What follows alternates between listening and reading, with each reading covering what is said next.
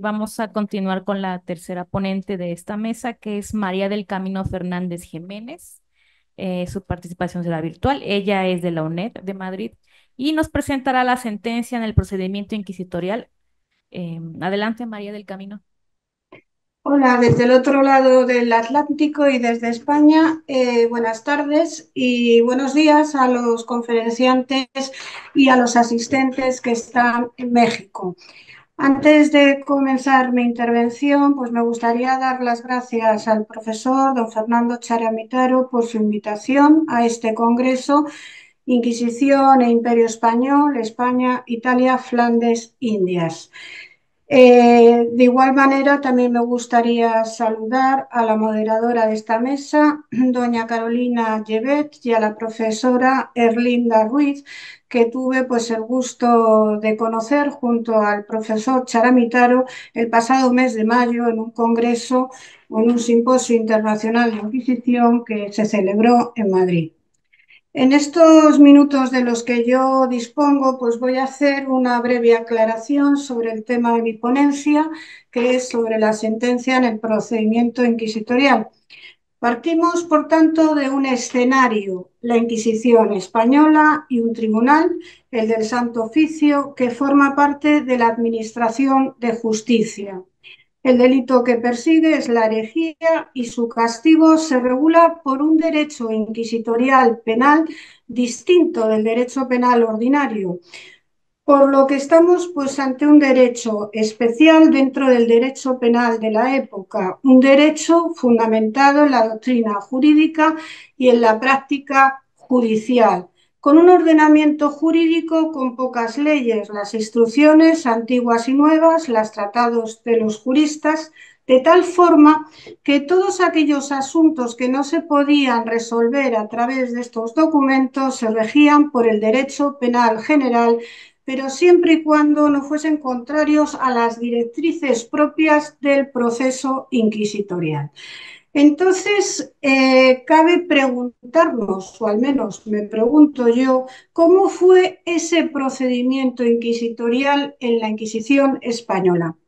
La forma más habitual de iniciar el procedimiento inquisitorial era por denuncia ante la presencia del notario y el secretario del Santo Oficio, los cuales se encargaban de levantar el acta de la denuncia presentada y exigían al denunciante jurar ante los santos evangelios acerca de la veracidad de la denuncia, hecho que se cumplía y que justificaba el propio denunciante, alegando actuar pues, conforme a la obligación de ser un buen cristiano. Además, el delator tenía también la obligación de informar y dar el nombre de aquellas personas que podían confirmar la veracidad de dicha denuncia. Estos eran los llamados contestes, los cuales eran preguntados de uno en uno acerca de la veracidad de la denuncia. Bastaba con que uno de los contestes confirmara la veracidad de la denuncia para que fuese considerada cierta y verdadera. Si por el contrario existían dudas de si los hechos eran constitutivos de herejía o de sospecha, entonces daban traslado de su estudio a dos calificadores y en caso de existir discrepancias entre ellos se nombraba a un tercer calificador. Si finalmente llegaban a la conclusión de que los hechos no eran constitutivos ni de herejía ni de sospecha, se suspendía cualquier actuación de denuncia. Pero si por el contrario probaban que los hechos eran delictivos, el tribunal daba traslado a todos los tribunales de distrito a través de un oficio informando del nombre y apellidos del delatado con el único fin de que dichos tribunales les informaran de si el denunciado había sido objeto de alguna otra denuncia o proceso en dichos tribunales de distrito. De ser así, solicitaban una copia de las actuaciones con el fin de completar la información de dicha persona. Si existía herejía, el inquisidor daba traslado al fiscal presentando la clamosa o documento acusatorio, al que le sigue el auto de prisión con el consiguiente arresto del reo que pasa directamente a la cárcel. Por tanto, el procedimiento ya había comenzado y en aras de la eficiencia del secreto inquisitorial, pues lamentablemente el reo no es informado ni por qué es detenido, ni tampoco sabe quién es la persona que le ha denunciado, pues lo que le provocaba indefensión. El mandamiento de prisión era incorporado al acta del proceso, donde constaba el día y el nombre de la persona a la que se entregaba el reo. Seguidamente se procedía, en la mayoría de los casos, a la confiscación de los bienes del reo, haciendo un inventario de los mismos, siendo después de esa confiscación de bienes cuando los inquisidores proceden al primer interrogatorio del reo y en esa primera audiencia se le pregunta acerca de su genealogía, oficio, lugares de residencia, estado civil y si él o alguien de su familia había sido encarcelado con anterioridad por la Inquisición. Es en ese mismo momento también cuando se le pregunta sobre qué oraciones cristianas sabía y cuáles practicaba, y además si sabía cuál era la causa de su prisión o si sospechaba cuál podía ser.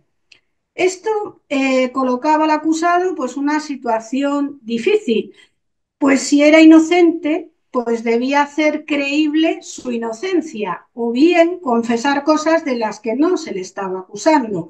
Y si era culpable, quedaba con la duda de qué parte de verdad conocía el tribunal y en consecuencia, qué tenía él que decir. No sabía, como hemos dicho antes, quién la acusaba, aunque podía recusar a enemigos notorios de quienes sospechaba o temiera una acusación falsa. En el caso de que el reo en esa primera audiencia respondiera de forma negativa y no confesara, era devuelto al calabozo y se le amonestaba siendo advertido de que tenía que decir la verdad. Era 3 veces llamado a la audiencia y amonestado 3 veces para que confesara la verdad y siempre se le advertía que si confesaba, pues sería tratado de una forma más benigna. Si después de haber sido recibido en todas las audiencias con los inquisidores no confesaba a satisfacción de estos, se presentaba la acusación formal del fiscal que venía articulada en párrafos para que el acusado contestara de uno en uno y en orden, de tal forma que no podía pasar al siguiente párrafo hasta que no hubiese contestado al anterior. El acusado estaba obligado a responder a capítulo de la acusación presentada por el fiscal, como digo, párrafo por párrafo, y en este momento el notario levantaba acta de todo este procedimiento. Cuando en la práctica de los interrogatorios, pues el acusado se contradecía o reconocía el delito, pero negaba la intención herética o realizada una confesión parcial, se acudía automáticamente al uso del tormento, que por otra parte tenemos que decir que era habitual en los tribunales de España, pero también en los tribunales europeos. Después de haberle leído la acusación entera del fiscal y las contestaciones de palabra del acusado, se le daba una copia de esta al REA para que en el plazo de 3 días pudiese contestar por escrito. Es en este momento se le concede al reo la posibilidad de poder elegir entre los abogados que eran conocidos como los abogados de presos y que eran funcionarios al servicio del Tribunal de la Inquisición. Una vez que se había elegido el letrado, se le concedía audiencia para que el acusado y el abogado públicamente y en presencia de los inquisidores y del notario pudieran establecer las bases de su defensa. El abogado le preguntaba si quería ratificarse en sus contestaciones orales en los capítulos del fiscal o bien si quería añadir o rectificar alguna cuestión de sus declaraciones. En la mayoría de los casos, el abogado le recomendaba que confesara con sinceridad y en el menor tiempo posible, ya que eso le podría facilitar pues, obtener una penitencia más benévola.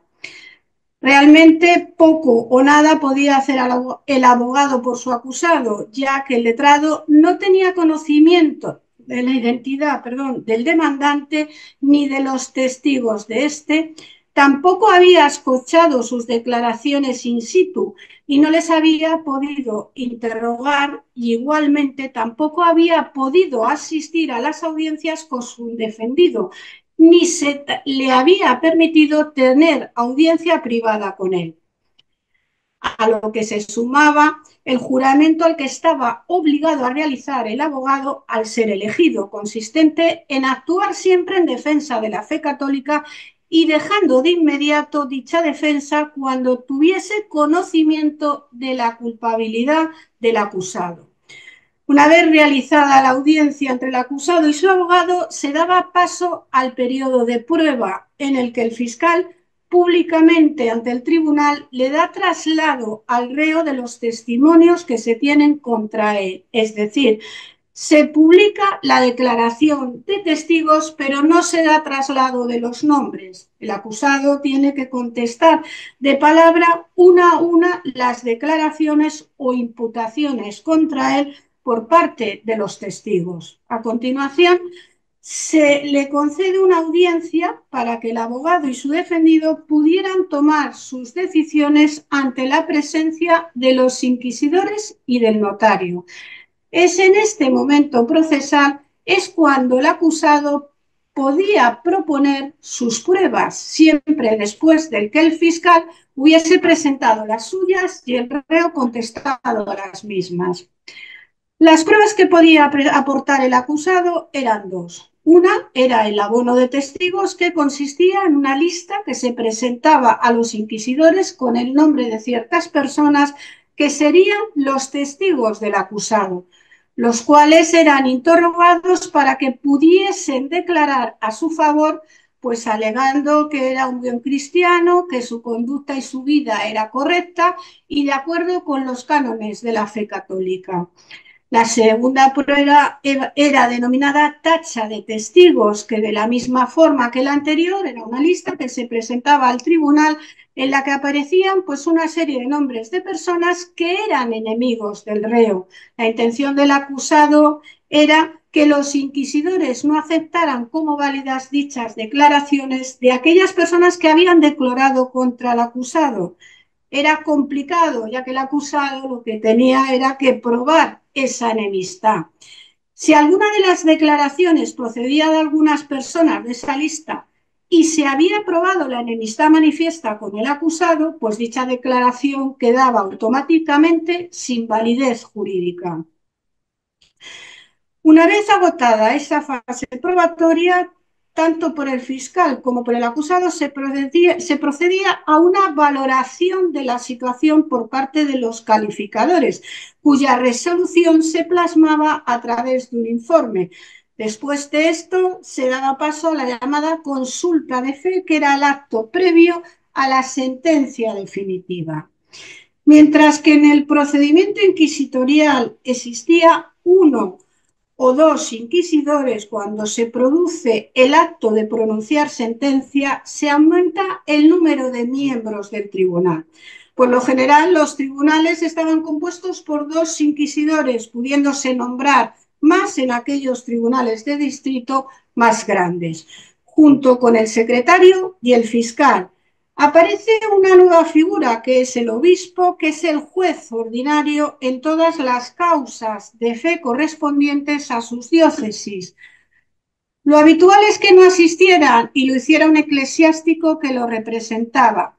Intervienen también como novedad los denominados consultores, que eran juristas de reconocido prestigio y de buena conciencia, elegidos normalmente entre los jueces y magistrados de los altos cargos de la administración de los tribunales de distrito correspondientes.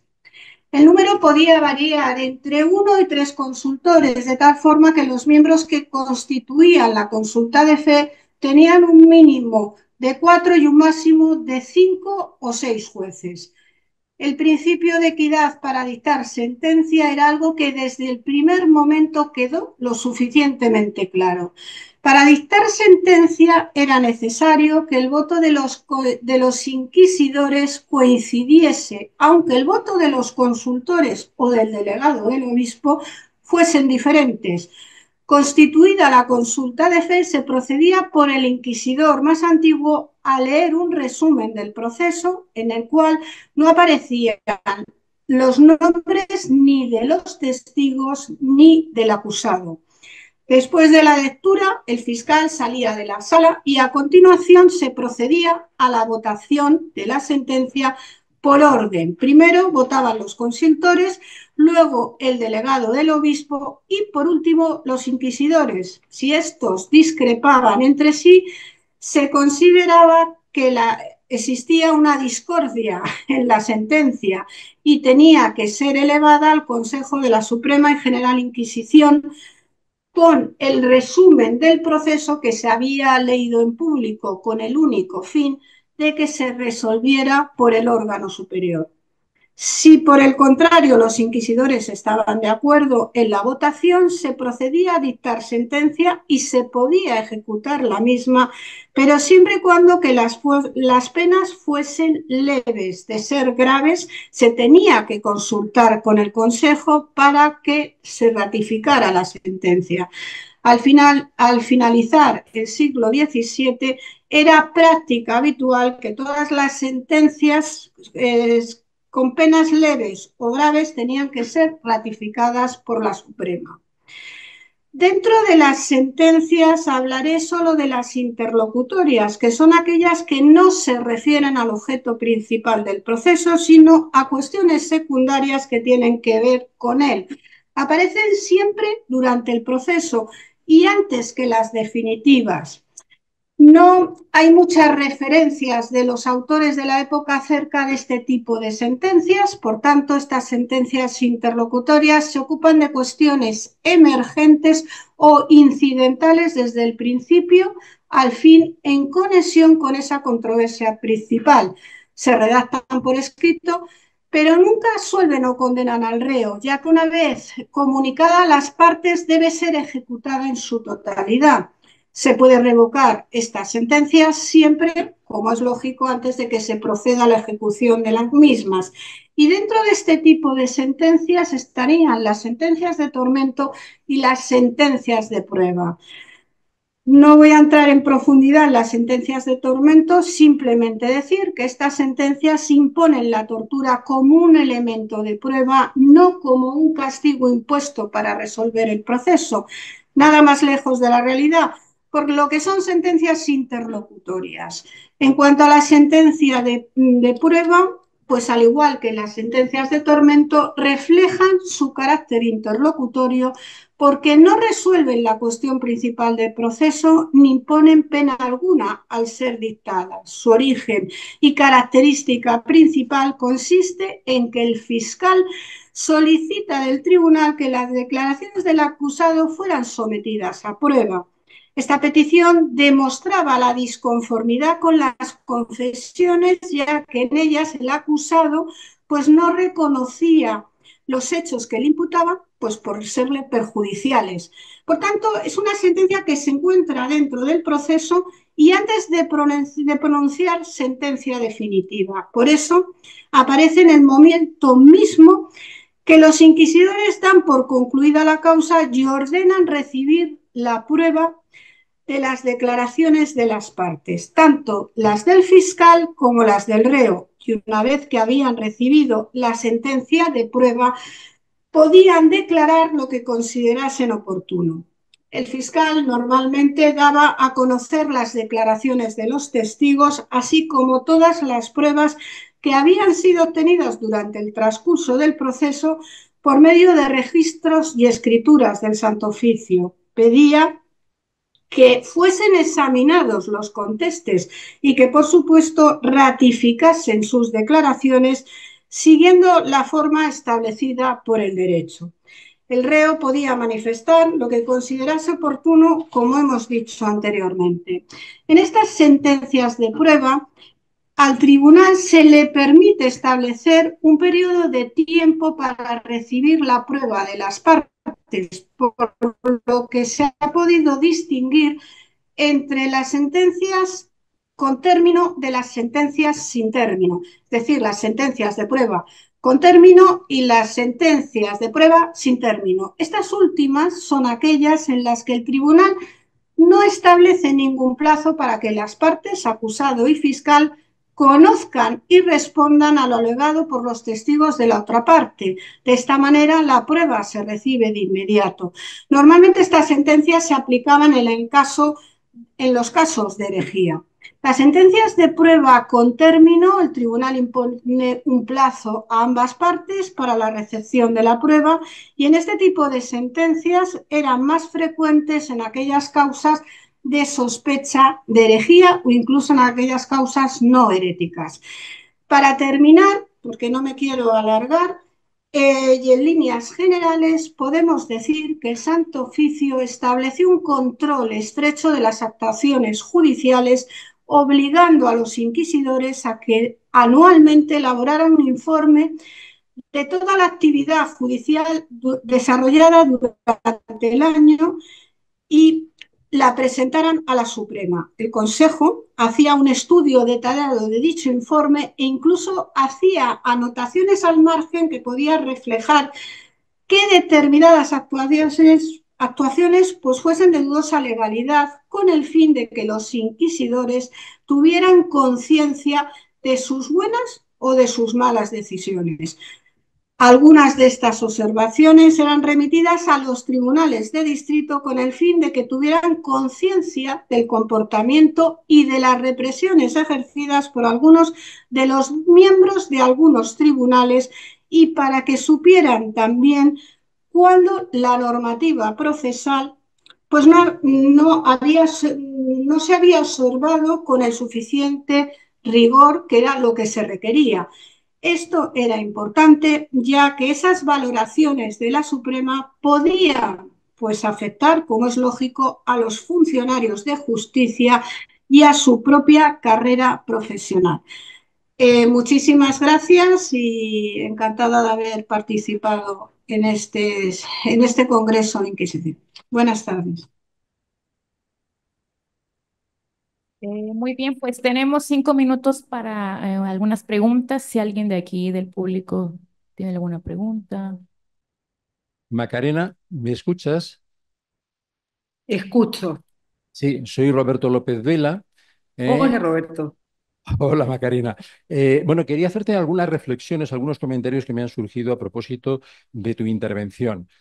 Porque me parece un tema muy interesante. Yo creo que precisamente en los años 80 una de las cuestiones que más trabajamos fue precisamente todo lo que es esa estructura de la organización de distrito, comisarios, etcétera, ¿no?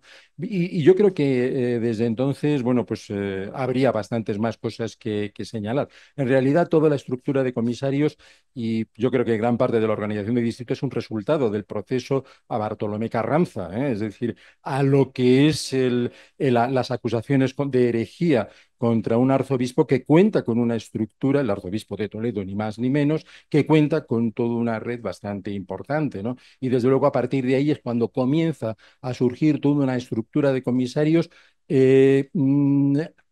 a propósito, bueno, dijéramos, por iniciativa de la Inquisición, con tolerancia de la monarquía, pero con iniciativa de la Inquisición, desde luego, completamente ajena a la monarquía y sustentada en lo que es la Iglesia. El comisario, como bien sabes y has dicho, pues tiene que ser un eclesiástico, secular, etcétera, etcétera, ¿no? Pero es una estructura siempre muy autónoma, es decir, yo creo que es una de las cuestiones incluso en las que últimamente he trabajado y bueno, lo que me da más la sensación es que estamos hablando de una estructura que se levanta efectivamente para controlar el territorio y todo lo que es la circulación tanto de libros como de proposiciones, bueno, controlar la fe en el territorio, pero realmente, ¿quién controla al comisario? Y yo creo que esta es una cuestión que cada vez me interesa más, no solamente por cuestiones de limpieza de sangre, que evidentemente, ¿no? sino en cuestiones mucho más vinculadas a lo que es cuestiones fiscales. De hecho, el año pasado estuve trabajando en Simancas durante un mes en el Consejo de Hacienda, no Inquisición, Consejo de Hacienda. Y la información que logré sacar fue bastante interesante de los enfrentamientos de los comisarios con los agentes reales, con los agentes fiscales, para ser más exactos, por cuestiones derivadas exclusivamente de fiscalidad, es decir, de contrabando y de otras muchas actividades ilícitas, con perfecto desconocimiento de no solamente del Inquisidor General, que por supuesto, sino de los tribunales de distrito. Entonces, realmente estamos hablando de una estructura en la que yo creo que es muy difícil hablar de un grado de centralización porque el propio tribunal, los propios inquisidores no controlaban lo que ocurría con los comisarios. Y estoy hablando de un periodo que es bastante, o sea, y de unos conflictos que son bastante interesantes porque son los que están en el origen de la Junta Magna de 1696, que es la peor crisis de la Inquisición. Es decir, que estamos hablando de una situación de conflictos que yo creo bueno, nos exigiría como dedicarnos un poco más a tratar precisamente los conflictos que generan los comisarios. Y en ese sentido, yo creo que, bueno, es una reflexión mía, eso es una reflexión mía y una invitación, ¿no? Porque me gustaría que yo creo que hay, sobre todo en América, hay bastantes, bueno, ahora en los tribunales americanos hay bastante gente trabajando sobre comisarios, etcétera, cosa completamente normal. Y yo creo que este sería una cuestión como bastante interesante de trabajar y otra reflexión, ¿no? Yo creo que las últimas cosas, y reconozco que no soy especialista en los tribunales americanos, pero siempre cuando se habla de los comisarios, se habla de los comisarios de América, como si fuese una cuestión desglosada. La legislación es una, ¿eh? Y realmente muchas de las cuestiones que contáis en América, pues eso, lo de la territorialización, bueno, es una de las cosas que ya estuvimos hablando, de las que ya hablé hace mucho tiempo, en fin, hemos hablado. Efectivamente, es una estructura, la de los comisarios, incluso la de la propia Inquisición, no hace falta ir a los propios tribunales, es una estructura única y al mismo tiempo muy territorializada, porque claro, dependen de las circunstancias, de la situación social, etcétera. Pero yo creo que sería muy interesante hacer una comparación entre lo que ocurre entre los comisarios y el funcionamiento de la organización de distrito en general en América y los tribunales peninsulares, porque creo que no es en absoluto tan diferente, pero en absoluto, ¿eh? Y los conflictos, desde luego, con la jurisdicción eclesiástica y son bastante semejantes. Y yo diría incluso, por lo que he podido comprobar, y esto es una de la que me desdigo en cualquier momento, creo incluso que los conflictos más intensos son en la península, más que aquí. Aquí tendrán sus características y yo creo que es muy interesante trabajar en esta dirección porque sacaremos muchas de estas características, de esta territorialización, cómo funcionan las cosas, etcétera. Pero yo creo que es una cuestión que sería bastante interesante, ¿no? De aunar fuerzas en este terreno. Y por eso te digo que es una reflexión más que otra cosa. Nada más, ¿eh? ¿Comento inmediatamente o se esperan más preguntas? Sí, sí, concretamente. Dígame, ya. Muchas gracias, Roberto, porque además yo he leído mucho tu trabajo en relación a estos temas. Y yo creo que tampoco es tan diferente y hay conflictos que se replican. Por ejemplo, pensemos en los conflictos que hubo entre los jesuitas y los dominicos, que empiezan por determinar si, digamos, en la Inmaculada Concepción, que son conflictos que se replican, por ejemplo, en América, no sobre el mismo tema, pero sí entre las mismas órdenes religiosas y que terminan en manos de la Inquisición. Ahora, ¿qué particularidades hay? Obviamente la legislación es una sola, el derecho está dictado para todo el mundo, pero no tenemos que olvidarnos que aquí se obedece pero no se cumple, es la máxima americana. Entonces ahí empiezan las circunstancias locales en que se alejan de ciertas prácticas o de ciertas cuestiones con relación a lo que está ordenándose desde la península. ¿Y quién los controla? Bueno, la verdad es que ni los inquisidores en Lima, que es lo que yo, digamos, trabajo, el espacio limeño, lo cierto es que la mayor cantidad de informaciones que hay es que no saben quiénes son los comisarios, o sea, no saben si están vivos o muertos incluso, o quiénes están nombrados. Hay algunos que suceden, por ejemplo, en Charca, que lo ha trabajado Nelson Castro, son verdaderas castas familiares, de tío a sobrino, que van pasando en la comisaría a su cargo y se enteran, digamos, después en Lima. Eso implica entonces que las dinámicas regionales es ahí donde se pueden dar las particularidades según también la cantidad de, digamos, de oficiales, de sacerdotes que haya en cada espacio. Y eso va determinando particularidades, sin perjuicio, y por eso partí comentando este conflicto que tienen los dominicos con los jesuitas, que es a propósito de la Inmaculada Concepción, que parte en el siglo XVI-XVII en Sevilla, siglo XVI, eso se replica, y lo tengo claro, el mismo, digamos, el conflicto entre las mismas órdenes y que termina en la Inquisición, para el caso chileno, precisamente porque se van replicando. O sea, esto es una cuestión global. Lo que pasa es que la particularidad se va dando en la medida de las circunstancias, como tal lo dijiste tú, dependiendo de la cantidad de gente que exista, de las redes que tengan, etcétera.